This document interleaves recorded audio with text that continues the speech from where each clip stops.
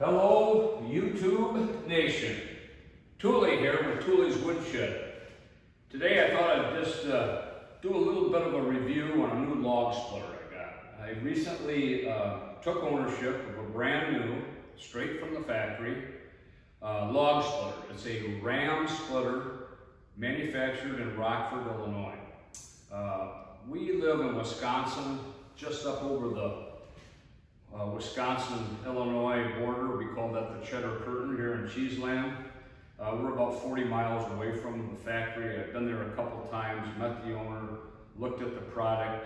I know there's been a lot of discussion back and forth about this log splitter and that company. And you know, they've had some customer service issues, let me say that. I think the product is solid. I'm very impressed with it so far. What small amount of wood I've split. There's been a few things I've had to take care of, and I'll go through them for you. A couple must-haves on this machine. But just as a highlight of the features, it has a few things that I was looking for in a new log splitter. I've split wood probably for the last 20 years with a little 22-ton Brave. It was an awesome little machine, but it was slow. You know, it didn't have some of these features that will help my production. And just to preface this, I'm not in the firewood business. Probably a third of what I cut is for myself. We burn wood here, indoors in a wood stove. And then I have about 5 to 6 people that I supply wood with all year long.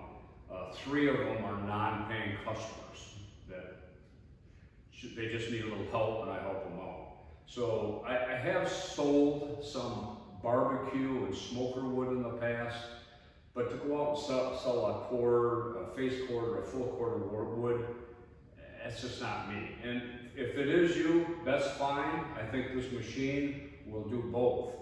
First option that it has that I wanted was a hydraulic 4-way wedge. I can put a log in there, split it, one way, 2 splits, smaller logs, just keep feeding them. I get a little bigger log, I don't have to split them, bring them back and split it again. I can hit a lever, bring this up, 4 inches, so that's about what I cut my wood, 4 or 5 inches.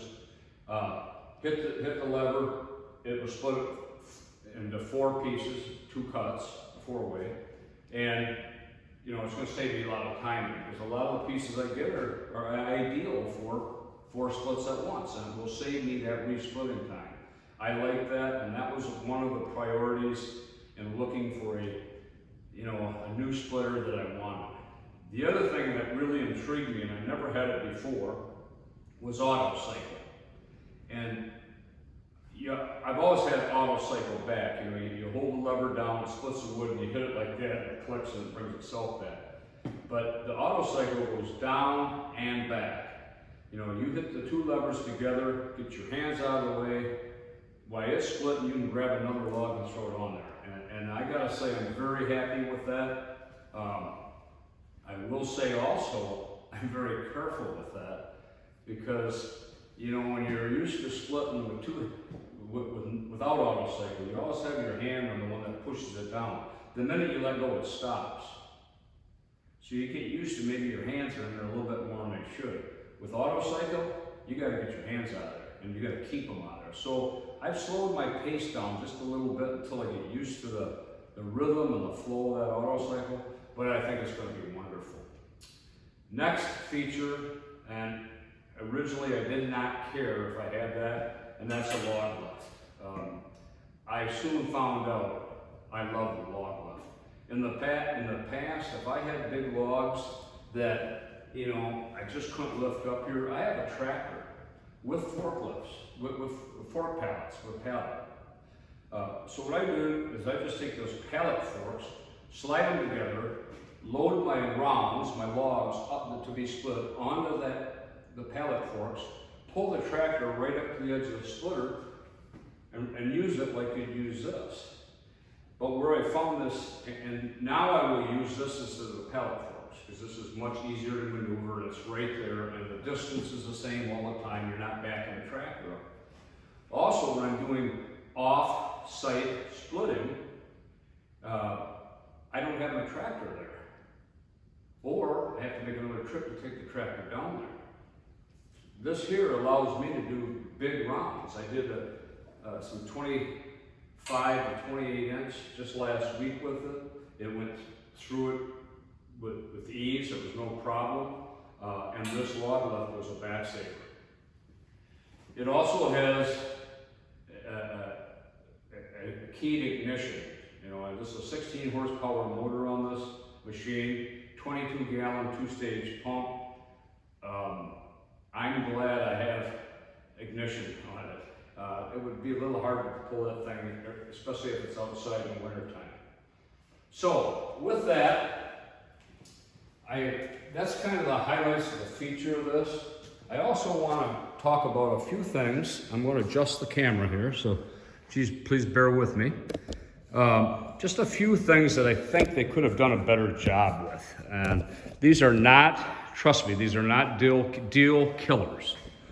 One of the things that I don't care about, and I need to figure a way out to address it, is with the routing of some of these hydraulic lines. You can see right here, that hose is laying on not a real sharp edge, but it is a corner. And eventually, with the vibration of the machine and that fluid going through it all the time, you're gonna wear a hole in that. So I'm probably gonna take a piece of metal and some worm clamps, go around the bottom side of it and fix that. Here's another one. You know, it's just constantly vibrating, and there's already just a little tiny bit of a mark there. Probably wouldn't hurt anything for a long, long time.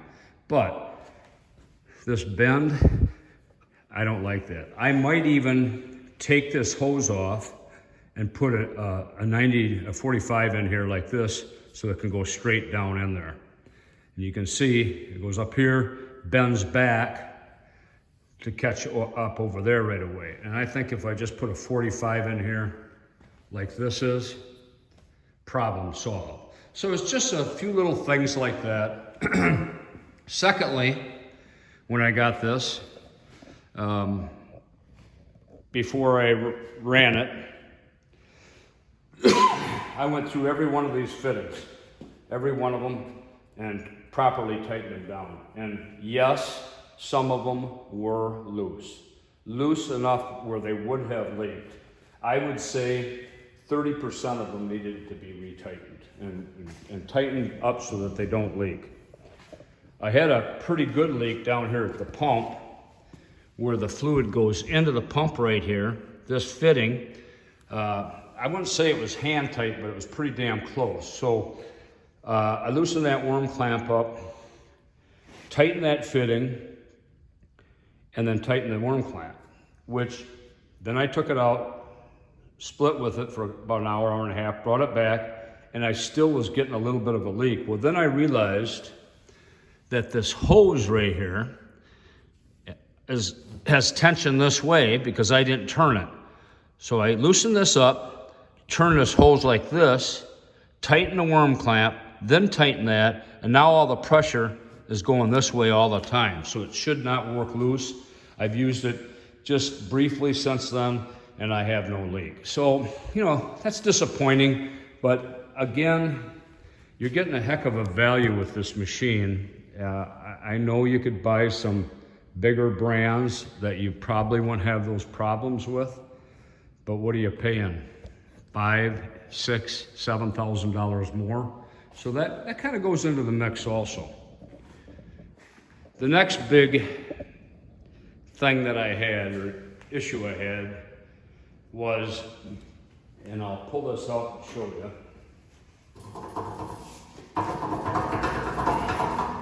That receiver tube is undersized for a normal trailer hitch. Just slide into. Here's what they sent with it. Now, there's a weld groove in here. I filed that down, and this fits real nice, right? Right to there. This is the normal size. What they did at the factory, instead of using a normal receiver size square tube that this fits in, this would fit into. They just took this and milled it down on 3 sides. Okay, it fits, that would work, right? Well, no, because 2 of these sides, when you did that, were paper thin. You can't have that. I thought driving this thing down the road, I'm gonna break it. So what I did, and I have access to fabrication and welding, what I did is I stuck a round piece of pipe in there, 3/16 thick, all the way back to this bolt, drilled the holes in it, the 3 holes, put it in there, then welded the end of it. Now it's solid again. So I can transport it and not worry anymore. That was a big thing. The other thing that I had problems with, let me go back. One of the things I noticed when I bought it is they put, unlike some of the older models, they put a receiver on the back of the machine also. That way, if you're out in the yard, or lot, wood yard, now you wouldn't want to tow it down the road this way. You always want to go that way. Be too much tongue weight going down. But if you're out in the yard and you want to hook your little ATV, your tractor, or something of it, and drag it out of the woods, great. I said, well, that's a great addition. So I took my trailer hitch. Guess what? Same problem. Too small. So what I'm going to do with this is I was over to Ace Hardware this morning. They say they sell a 12-inch receiver tube that you'd put on any standard trailer for trailer hitch. It's $19.95. I'm just going to cut this off, weld that one on, and then a normal receiver will fit in it. Again, not a deal breaker, but come on, man. That's pretty simple. The other dilemma I had was this setup here with this stand that they have. See the stand? And it goes about 4 inches and there's a pin going through it. Well, this is a heavy machine, very heavy. So when you want to transport it, let me get this camera just a little better for you. You want to transport it, you have to pull this out, this little lock pin, lift this in the air, try to figure out how to kick the pin out so the stand falls out. So what I do is I take my truck and back it in here, I put a block of wood on the back of it, and then I take and pick this up. And I can pick it up, but it's heavy. And it's just not something I want to do every day. So what I came up with is I bought a trailer jack with a weld-on tube mount. I welded the tube right onto the side of that. This goes in here, the pin goes in, and you're done. I can raise it up to 3 inches, let that jack stand fall out of it, back my truck up to it, lower it up the hitch onto my truck, just like you would any other trailer. The reverse of that is even worse without this. Then, you say you pulled it into the woods, or you took it off site to split, you're hooked up to your truck, you'd have to pick this up, put it up on there, get your stand, put it in probably what you think is a right spot, move this around, and try to wiggle it so it gets onto this. I've done it, but it's almost impossible. So I made those 2 modifications. I also made this, well, this is the way they come. I can take this off and throw it in the back of my pickup when I'm transporting it. Or I can just go like that, put the pin through it, and drive with it the way it is. You know, pull it out, drop it down, boom. So I think that's a must-have on this log splitter. You know, unless you're Hercules, trying to get that stand out of that bracket up there, it's just too complicated. Again, I want to say, To me, I knew things like this going in. I looked at the welding on it. That could be a little better. The paint could be a little better. It is not powder coated, but you know, I don't know that I needed one that was powder coated. I'm really not buying the splitter for the way it looks. I'm buying it for a couple of the benefits it has. One of which is the hydraulic 4-way wedge. Another one is the auto cycle ram, and now I'm convinced that the log lift is, for me, is a must-have. Anyway, it's a 34-ton log splitter. The brand is Ram Splitter, made in Rockford, Illinois. I'm very happy with it.